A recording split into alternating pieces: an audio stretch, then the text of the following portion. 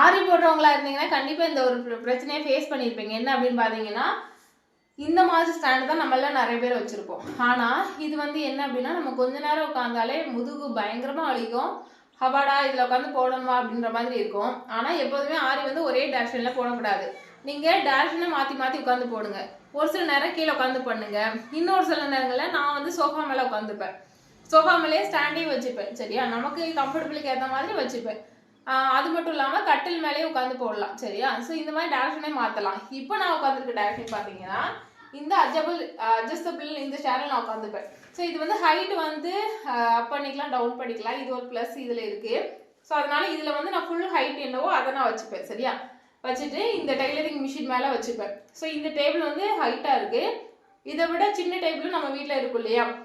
இப்போ என்கிட்ட இருக்க கட்டிங் டேபிள் பார்த்தீங்கன்னா இதை விட கொஞ்சம் சின்ன சைஸ் தான் இது. அப்புறமா நம்மக்கிட்ட என்ன டேபிள் இருக்கோ இதை விட சின்ன மிஷின் டேபிளும் இருக்கும் இல்லையா. ஸோ அதில் கூட நம்ம நீட்டாக இந்த இடத்துல வச்சுக்கலாம். சரியா, இது ஃப்ரேம் வந்து பெருசு தான், 18 தான். ஸோ இதை நான் வச்சுட்டு நான் என்ன பண்ணுவேன், உட்காந்து அழகாக போடுவேன். ஸோ இப்படி போடும்போது இப்படியே வச்சுருக்கிறதுனால கை வலிக்குமா அப்படின்னு கேட்டிங்கன்னா, அதை நம்ம எப்போதுமே ஒரே பொசிஷனில் உட்காந்து போடக்கூடாது. எனக்கு தேவை இருக்கப்போ நான் என்ன பண்ணிப்பேன், ஸோ இந்த மாதிரி வச்சுட்டும் நான் போடுவேன்.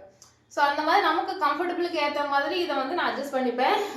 முதுகு வலிக்கிறப்போ இந்த மாதிரி சாஞ்சிட்டும் நீட்டாக இந்த மாதிரி அழகாக வந்து போடுவேன். சரியா, கீழே வந்து இது நமக்கு நிற்கலை, நம்ம ஸ்கின்னு வலிக்கு அப்படின்னா அந்த பேடு மாதிரி நம்ம ஸ்கூல் டீச்சர்ஸ்லாம் வச்சுருப்பாங்க பார்த்தீங்களா, பெருசாக பேட் மாதிரி இருக்கும் எழுதுறதுக்கு. ஸோ அந்த மாதிரி ஏதாவது கூட நீங்கள் வச்சுட்டு அதில் சரிச்சு வச்சிங்கன்னா நீட்டாக நின்றுக்கும். சரியா, ஸோ இந்த மாதிரி நம்ம மூளை பயங்கரமாக யோசிக்கணும். ஒரு விஷயம் பண்ணுறதுக்கு நமக்கு கஷ்டமாக இருக்கா, அதை வந்து வேற எந்த மாதிரி பண்ணால் நமக்கு கொஞ்சம் சுலபமாக இருக்கும் அப்படின்றத நம்ம யோசிச்சோம் அப்படின்னா அந்த பிஸ்னஸை ஸ்மூத்தாக வந்து எடுத்துகிட்டு போகலாம். நான் இந்த மாதிரி பல விஷயங்கள் வந்து பண்ணுவேன்.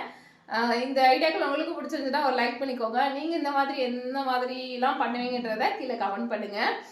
நம்ம ஆரி ஆன்லைன் கிளாஸஸும் எடுத்துகிட்டு இருக்கிறோம். உங்களுக்கு தேவை அப்படின்னா நீங்கள் கான்டாக்ட் பண்ணுங்கள். So thank you, bye bye.